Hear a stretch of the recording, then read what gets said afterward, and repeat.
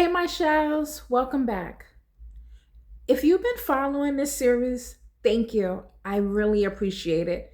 If you are new and you're just finding me, I recommend you start at episode one. Today, I'm answering the $1 million question. This is the question I get all the time. A question that honestly used to make me angry. Why didn't you just leave? People ask this like it's simple. Like you can just walk out the door and start a new life.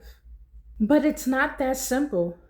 And today, I'm gonna explain why. In survival mode, your brain isn't thinking about the future, it's thinking about getting through the next hour, minute, second, day. Used to convince clients, tricks, the men who pay for my time, to book longer sessions. Not only because I needed the money, but sometimes I needed to reset. I needed to rest. I needed a shower.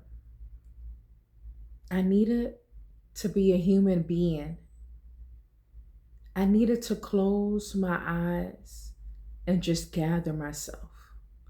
And I know that's the worst place you would want to get a second from.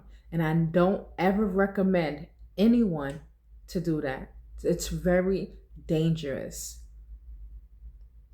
to close your eyes for a second with a client, a trick. They could be anybody. That could be the last time you open your eyes. But I had to take the risk. I was tired. I needed a shower. So I would upsell them. If they called for an hour, I would finesse them to do 2 hours, 3 hours. If they called for 2 to 3 hours, jackpot, I would get them to do it overnight. You're in survival mode, your basic needs aren't being met. You'll do whatever it takes to survive, even if it means staying in a situation that's killing you slowly. That's what people don't understand. You're on the outside looking in, and I used to be that person. I never understood why women stay. I never got it. I used to say, that gotta be one stupid mother. You know, I used to judge. And then I became that woman that stayed, that took it. It's not a good place you wanna be in. I had low self esteem. I was at rock bottom. I had abandonment issues. I had Stockholm syndrome. I was terrified of being alone. And I was going through an identity crisis. I didn't know who I was outside of that life. When you don't have a sense of self, you cling to whatever feels familiar, even if it's hurting you. I also didn't have resources. I didn't have money saved. I didn't want to go to my family.